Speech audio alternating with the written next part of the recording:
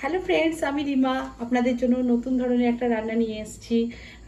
ছোট ছোট করে কেটে রেখেছি আর দেখুন আমি মেটে কচকচি আর একটু তার মধ্যে চিকেনও মিশিয়ে দিয়েছি। এটাকে আমি আগে নুন আর হলুদ দিয়ে একটু ম্যারিনেট করে নেব।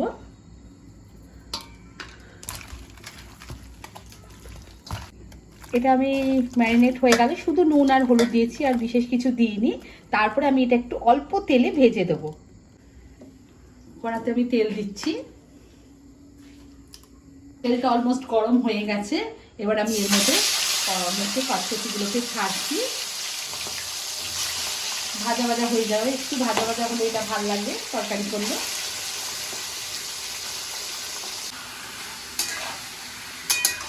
মেটে কচকচি আপনারা সবাই খান কি? আমাকে কমেন্ট করে জানাবেন। মেটে কচকচি আমাদের এখানে তো খুবই হয়, সবাই খেতেও খুব ভালোবাসে। আপনাদের সবাইকে ভাল লাগে খেতে। আর এটা একটু ঝাল ঝাল আর ভাজা ভাজা হলেই ভাল লাগে।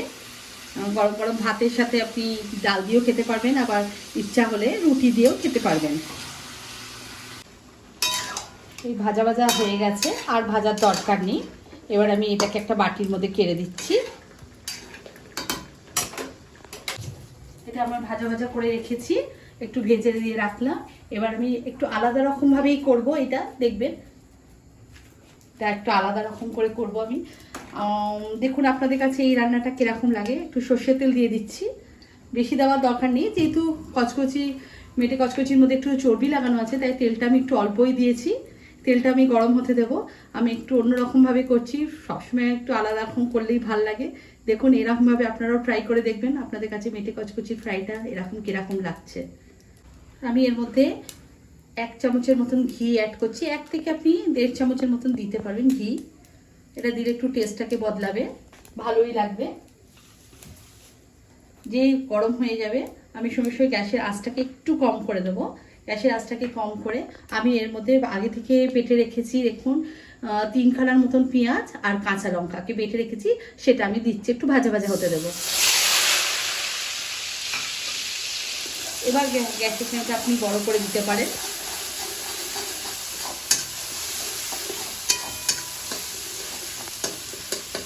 এটা একটু ভাজা ভাজা মতন হবে মশলাটা। আমি একটু ওখানে হতে দিই। মশলাটাকে একটু শুকনো হয়ে গেলে আমি তার মধ্যে টমেটো বাটাটা দেব। টমেটো আমি বেশি বাটিনি, কারণ এটা টক হয়ে যাবে বলে, যেহেতু কোয়ান্টিটি অল্প আছে, 1.5 কেজির মতন আছে, তাই আমি এর মধ্যে 1.5 খানা টমেটোকে আমি বেটে রেখেছি, সেই 1.5 খানা টমেটো আমি দিয়ে দিলাম বাটা। ভালো করে এই দুটোকে একটু মশলাটাকে ভালো করে কষতে হবে, একদম যেন শুকনো হয়ে যায়, এর মধ্যে যেন জল অংশটা না থাকে। দেখুন মশলাটা যেই ভাজা ভাজা হয়ে আসলো, আমি ওর মধ্যে 100 গ্রামের মতন রসুন আর 50 গ্রামের মতন আদা, যেহেতু এখানে 1.5 কেজি আছে পেটে কচকচি, তাই আমি এখানে 100 গ্রামের মতন আদা রসুন আর 50 গ্রামের মতন আদা আমি এটাকে পেস্ট বানিয়ে নিয়েছি। এটা খুব ভালো করে শুকনো করে কষতে হবে। আমি এখানে জিরে গুঁড়ো একটু দিচ্ছি, অল্প 1 চামচের মতন দিলাম।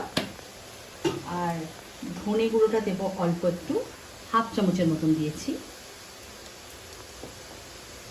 আর লঙ্কা এটা একটু ঝাল ঝাল হয় বলে আমি এখানে 1.5 চামচের মতন দেখুন লঙ্কার গুঁড়ো দিয়েছি। এখানে আপনারা আপনাদের স্বাদ মতন লঙ্কার গুঁড়ো দিতে পারেন, যতটা আপনারা ঝাল খান। যদি কেউ অল্প ঝাল খান তাহলে অল্প লঙ্কার গুঁড়ো দেবেন। আর আমি হলুদ দিয়ে দিচ্ছি একদম সামান্য।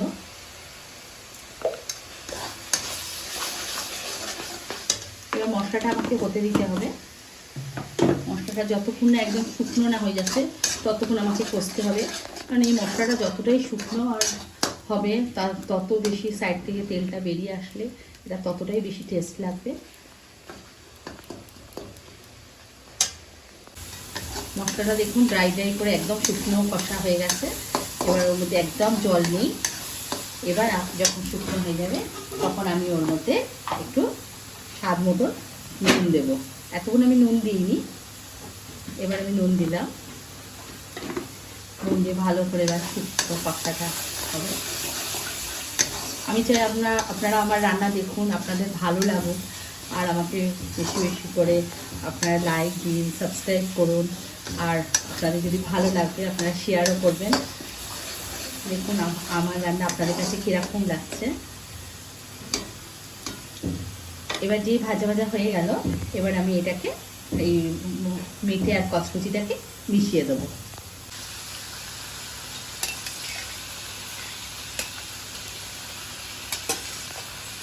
এবার মশলাটা দিয়ে ভালো করে নাড়াতে হবে। বাবা, এই তো মশলা খুব সুন্দর গন্ধ বেরিয়েছে। আমার ছোটো মেয়ে শুনে শিখে বলছে, মামা খুব ভালো গন্ধ বেরোচ্ছে। আপনারা একবার দেখুন আপনাদের কাছেও কীরকম লাগে। এটা একদম ভাজা ভাজা হলে খুব ভালো লাগে, এটাতে বেশি জল হলে ভালো লাগে না।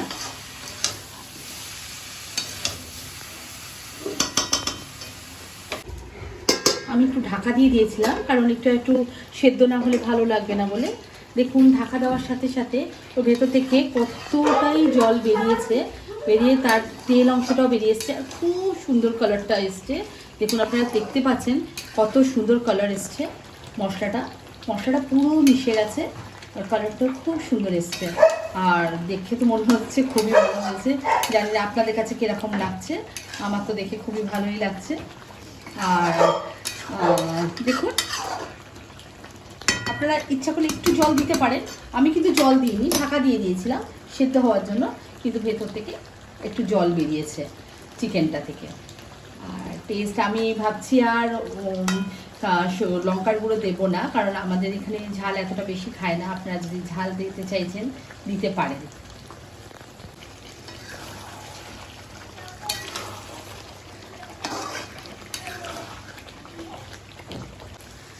দেখুন আমি গরম মশলাটাকে থেতো করে রেখেছিলাম। আমি বেশি গরম মশলা দিইনি, কারণ গরম মশলা বেশি দিলে গরম মশলার একটা ঝাঁজ আছে, সেটা ভালো লাগে না, অনেকেই পছন্দ করে না। তাই আমি গরম মশলাটা খুবই কম দিয়েছি। এর মধ্যে আমি লবঙ্গ দিইনি, শুধু এলাচ আর দারচিনি দিয়েছি। আর আমি একটু হাফ চামচের মতন গোলমরিচ গুঁড়ো দিচ্ছি। যেহেতু আমি লঙ্কার গুঁড়ো দিয়েছি, বেশি ঝাল হয়ে যাবে বলে, তাই আমি একদম অল্প হাফ চামচের মতন একটু গোলমরিচ গুঁড়ো দিলাম। এবার দেখুন কালারটা একদম সুন্দর এসে গেছে। এবার আমি কী করবো না, এবার আমি গ্যাসের ফ্লেমটাকে বন্ধ করে দিলাম, কারণ লেবুটা গ্যাস চলাকালীন দেওয়া উচিত না। এবার আমি দেখুন এখানে একটু হাফ লেবুর রস দিচ্ছি। এটা টেস্টের জন্য খুবই ভালো লাগবে। এখানে আপনি গন্ধরাজ লেবুও দিতে পারেন, কিন্তু যেহেতু ঘরে আমার গন্ধরাজ লেবু নেই, তাই আমি এমনি লেবুই দিলাম। আর লেবুর ছিলকা আমি একটু